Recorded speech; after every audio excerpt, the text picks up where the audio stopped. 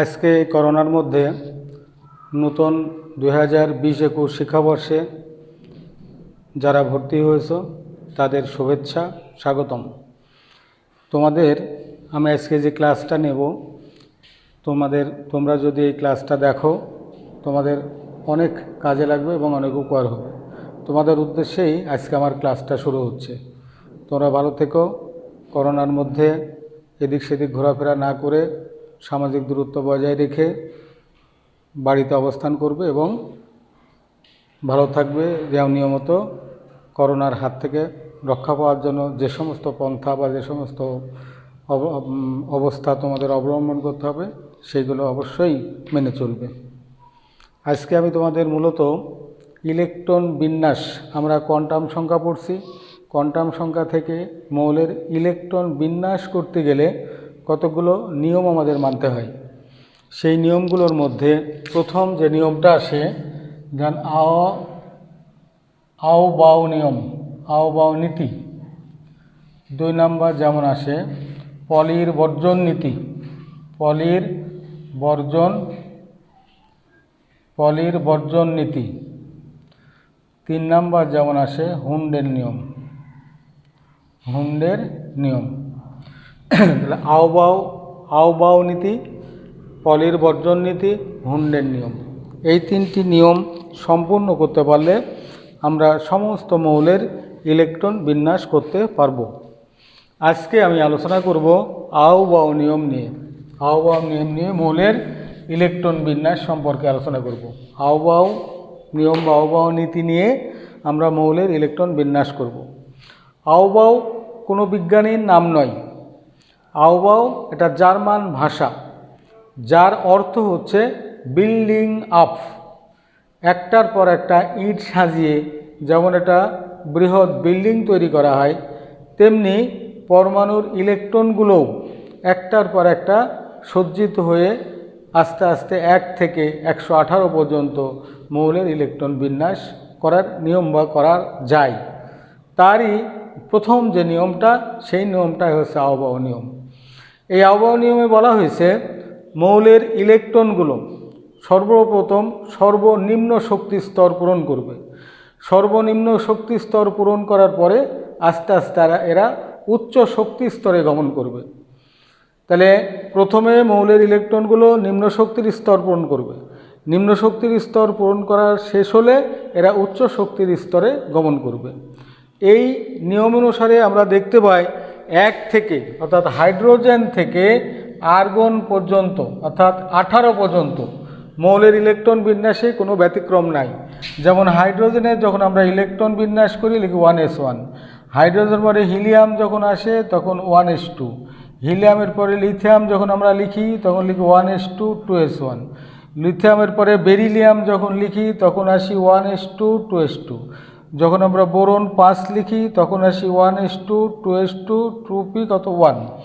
এইভাবে যখন আমরা লিখি নিয়ন 10 লিখি তখন আমরা লিখি 1s2 2s2 2p 6। এরপরে যখন আমরা সোডিয়াম 11 লিখি তখন লিখি 1s2 2s2 2p 6 3s 1।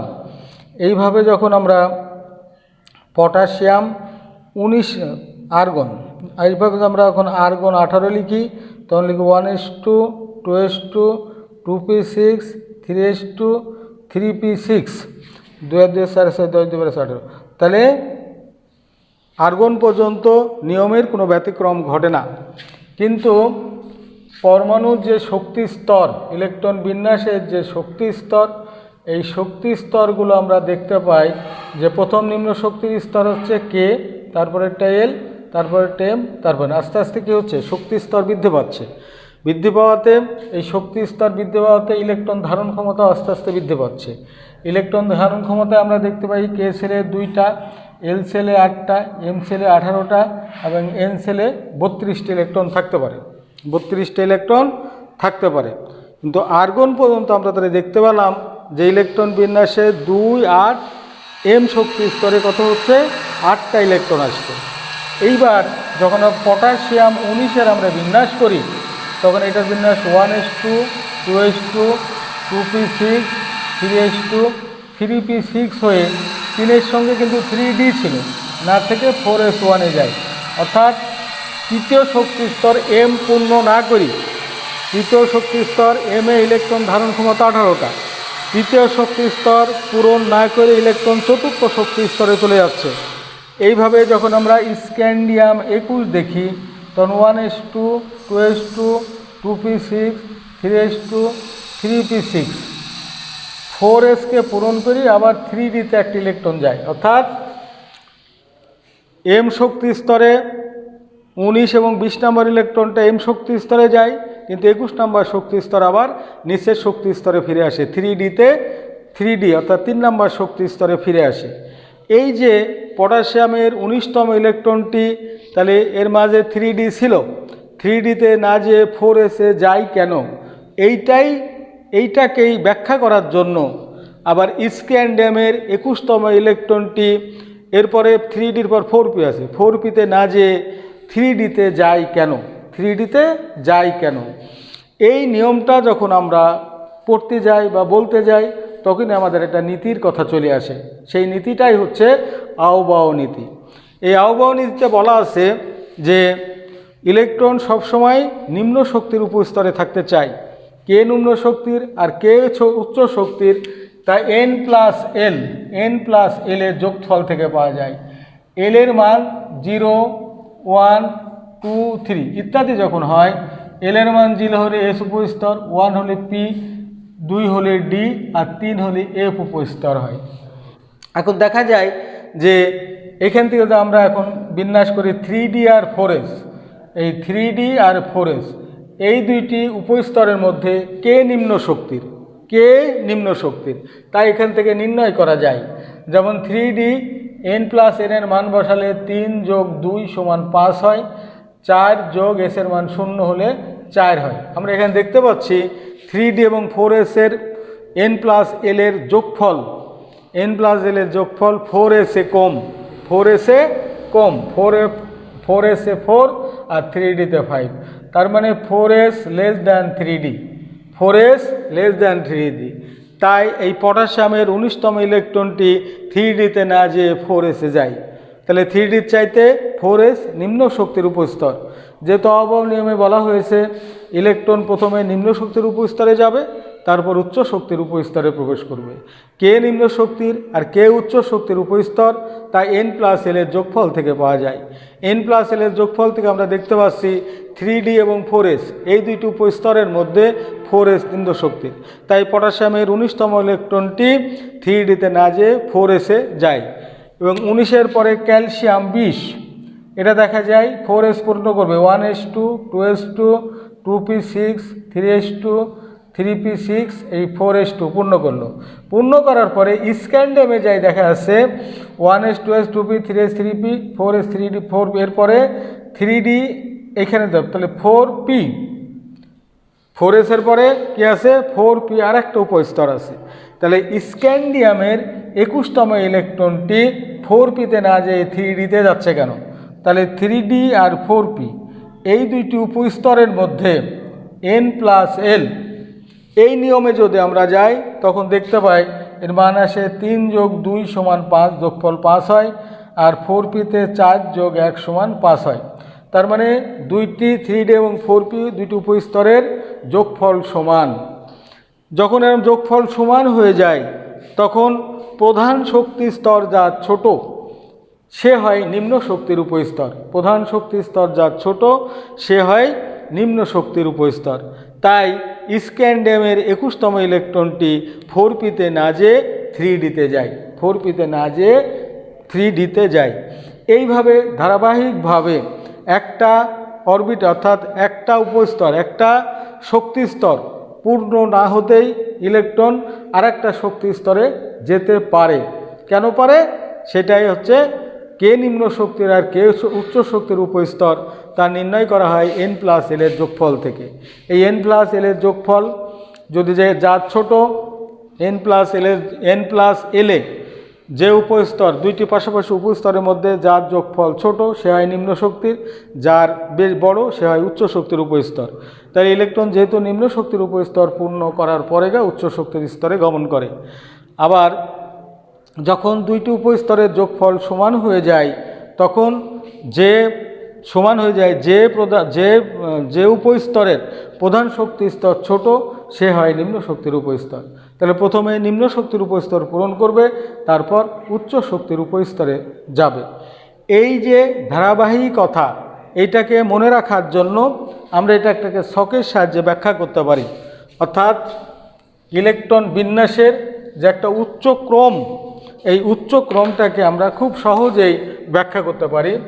যেমন প্রথমে আসে 1s, 2-এর সঙ্গে 2s 2p, 3-এর সঙ্গে আসে 3s 3p 3d, 4-এর সঙ্গে আসে 4s 4p 4d 4f, 5-এর সঙ্গে আসে 5s 5p 5d 5f, 6-এর সঙ্গে 6s 6p 6d, 7-এর সঙ্গে আসে 7s 7p আর 8s।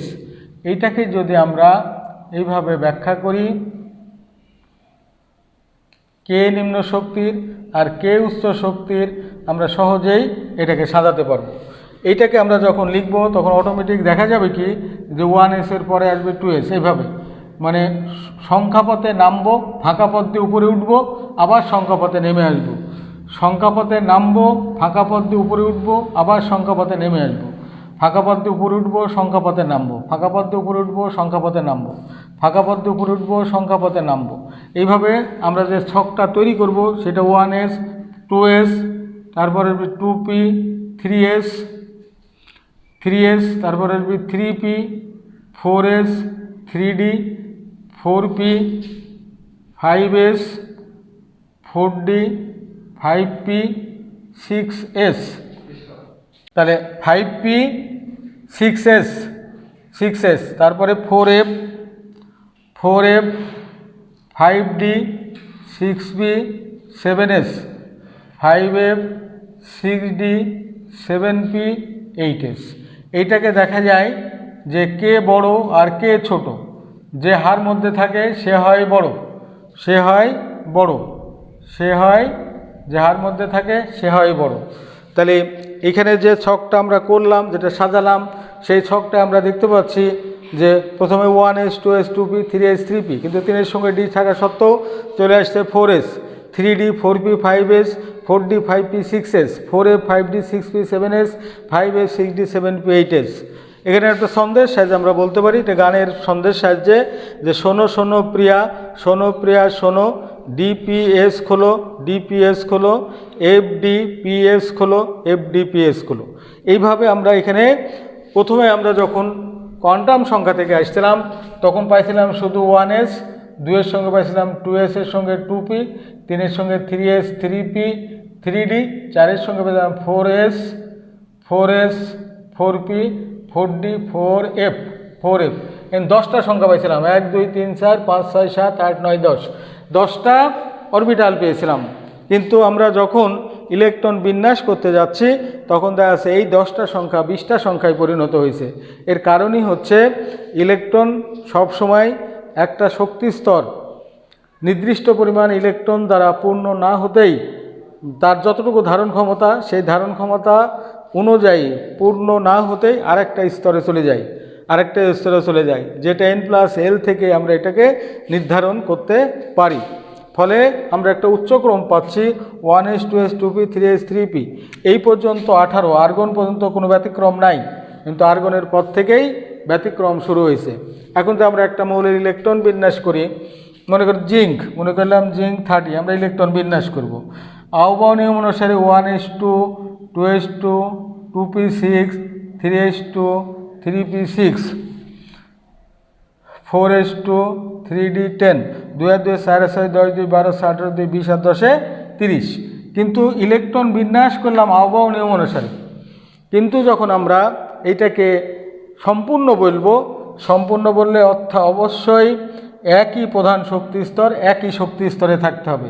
ফলে 1-এর সঙ্গে 1, 2-এর সঙ্গে 2, 3-এর সঙ্গে 3, 3-এর সঙ্গে 3 আর 4-এর সঙ্গে 4 থাকতে হবে। তার মানে এটা 2 8 18 2-এ বিভক্ত। জিঙ্কের ইলেকট্রন বিন্যাস 2 8 18 2-এ এরা কী হয়েছে, বিভক্ত হয়েছে। তাহলে প্রথমে আমরা আহ্বায়ক নিয়ম অনুযায়ী লিখব। আহ্বায়ক নিয়ম অনুযায়ী লিখলে সাধারণত ভুল হয় না। পরবর্তীতে আমরা প্রধান শক্তি স্তর, যে প্রধান শক্তি স্তর যে উপকক্ষে থাকার দরকার সেই উপকক্ষে, তো একই প্রধান উপকক্ষে একই সংখ্যাকে আমরা নিয়ে আসবো। হ্যাঁ, তাহলে আমরা এটাকে সাজাই দিলে আসবে হচ্ছে 1s 2s 2p 3s 3p, 3কে 3-এর সঙ্গে দেবো, 4কে 4-এর সঙ্গে দেবো। এইভাবে ইলেকট্রন বিন্যাস সঠিক। এইটা হচ্ছে ইলেকট্রন বিন্যাস সঠিক, আর এটাকে আহ্বায়ক নিয়ম বলে। আহ্বায়ক নিয়মে এটা সাজানো হয়েছে, আর এটা সঠিক নিয়ম হচ্ছে নিচেরটাকে আমরা সঠিক নিয়মে ইলেকট্রন বিন্যাস বলি। তাই ইলেকট্রন বিন্যাসের যে ক্রম সেটা হচ্ছে 1s 2s 2p 3s 3p 4s 3d 4p 5s 4d 5p 6s 4f 5d 6p 7s 5f 6d 7p 8s। এই যে ক্রমটা, এই ক্রমটা আমরা এই ছকের সাহায্যে নির্ণয় করতে পারি, এবং করলে আমরা যে কোনো মৌলের ইলেকট্রন বিন্যাস করতে পারি। কিন্তু এই ইলেকট্রন বিন্যাস করতে যে কিছু কিছু জায়গায় আমরা ব্যতিক্রম লক্ষ্য করি। সেই ব্যতিক্রমগুলো যেমন ইলেকট্রন বিন্যাসের শেষ শক্তি স্তরে শেষে যে যদি H2D4 হয়, H2D4 থাকবে না, তখন লিখতে হবে S1D5। আবার যদি হয় H2D9 হয়, H2D9 লেখা যাবে না, S1D10 হতে হবে। আমরা যদি H2F যদি 6 হয়, H2F6 হবে না, S1F7 হতে হবে। H2F13 এটা হবে না, এটা হবে S1F কত হতে হবে 14। তাহলে এইখানে বলা হচ্ছে যে ইলেকট্রন বিন্যাস করতে যায় কিছু মৌলের ক্ষেত্রে অর্ধপূর্ণ এবং পরিপূর্ণ উপস্তর সর্বাধিক সুস্থিত হবে। অর্ধপূর্ণ এবং পরিপূর্ণ উপস্তর সুস্থিত হবে। যেমন এসের সর্বোচ্চ ধারণ ক্ষমতা 2টা, কিন্তু এর অর্ধপূর্ণ S1। পির ধারণ ক্ষমতা 6টা, এর অর্ধপূর্ণ 3টা। ডির ধারণ ক্ষমতা 10টা, এর অর্ধপূর্ণ D5। এফের ধারণ ক্ষমতা 14টা, এর অর্ধপূর্ণ F7। এইটাকে অর্ধপূর্ণ বলা হয়েছে, আর এটা পরিপূর্ণ। তাহলে অর্ধপূর্ণ এবং পরিপূর্ণ উপস্তর সর্বাধিক সুস্থিত হয়, সর্বাধিক কী হয় সুস্থিত হয়।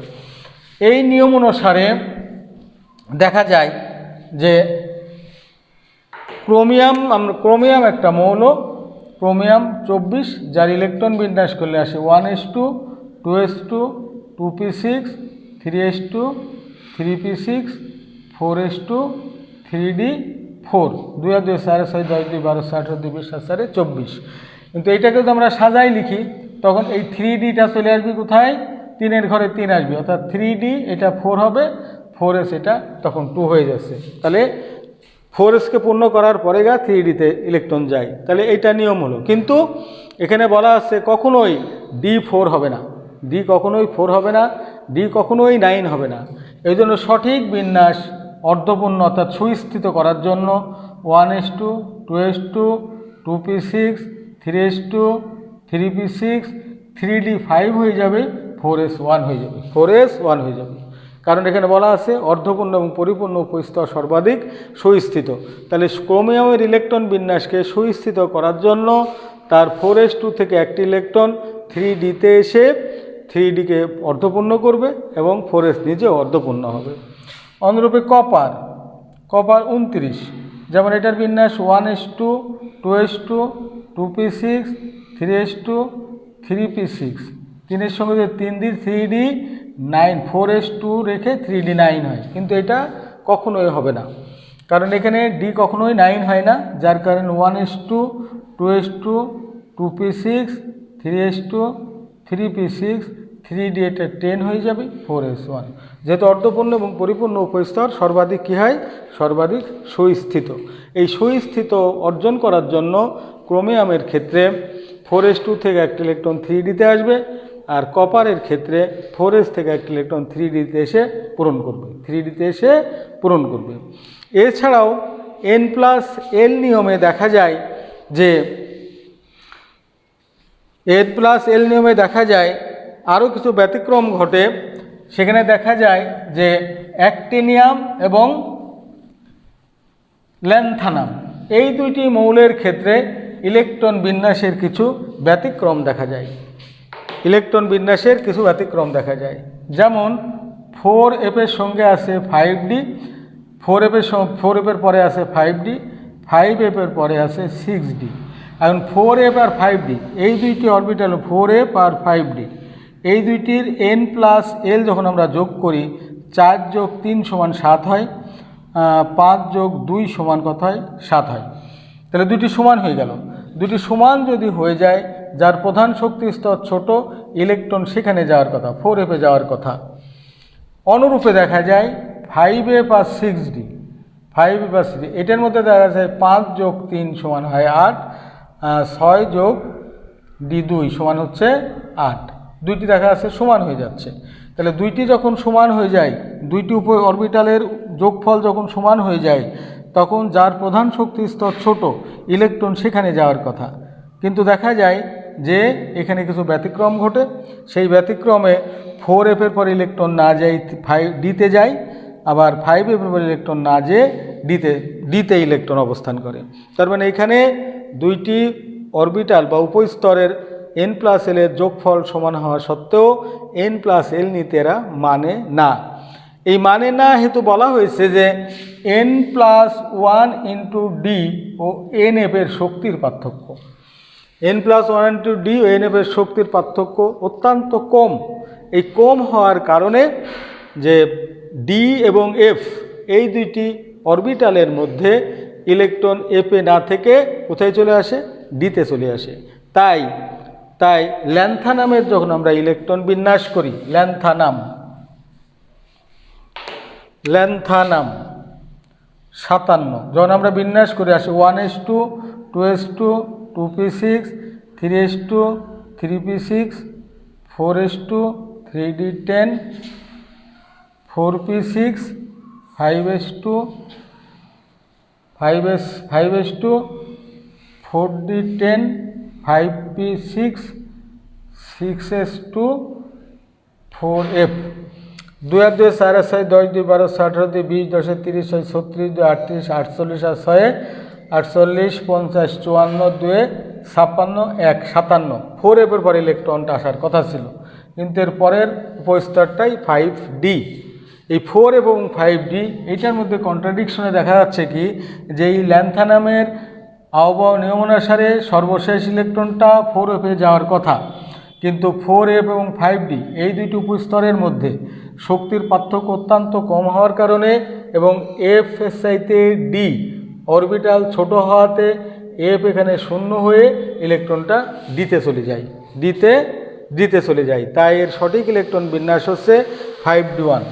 আমরা যদি একে শক্তি স্তর অনুযায়ী সাজাই, তাহলে 1s2, 2s2, 2p6, 3s2, 3p6, 3d10, 4s2, 4p6, 4d10, 4f0, 5s2, 5p6 আর 6s2।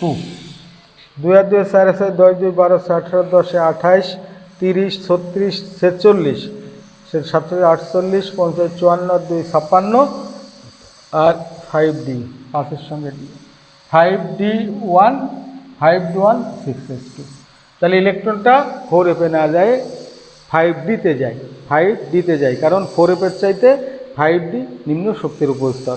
তাহলে আহ্বায়ক নিয়মে বলা হচ্ছে মৌলের ইলেকট্রনগুলো সবসময় নিম্ন শক্তির উপস্তরে থাকতে চায়। কে নিম্ন শক্তির আর কে উচ্চ শক্তির, তা n+l এর যোগফল থেকে পাওয়া যায়। n+l এর যোগফল যদি দুটি সমান হয়, তাহলে যার প্রধান শক্তি স্তর ছোট সেখানে যাবে, আর যদি একটা বড় একটা ছোট হয়, যেটা ছোট সেখানে যাবে। হ্যাঁ, কিন্তু এই যে বিন্যাস আমরা দেখলাম, এই বিন্যাসে f এর উপর না যায় ইলেকট্রন d-র উপরে গেল। আমি যেটুকু আজকে বললাম মৌলের ইলেকট্রন বিন্যাস সম্পর্কে বিস্তারিত বলেছি। আহ্বায়ক নিয়মটা যদি তোমরা সঠিকভাবে জানার চেষ্টা করো, তাহলে সকল মৌলের ইলেকট্রন বিন্যাস করতে পারবে। তোমরা ভালো থেকো, তোমাদের প্রতি আমার সালাম এবং শুভেচ্ছা রইল। এবং তোমাদের ক্লাস যেহেতু এখনও শুরু হচ্ছে না, ক্লাস শুরু হওয়ার পরেও এই অনলাইনে ক্লাস চলতে থাকবে, তোমরা দেখতে থাকবা, আমাদের জন্য দোয়া করবা, তোমাদের জন্য সর্বদাই দোয়া করি যাতে তোমরা ভালো থাকো। আল্লাহ হাফেজ।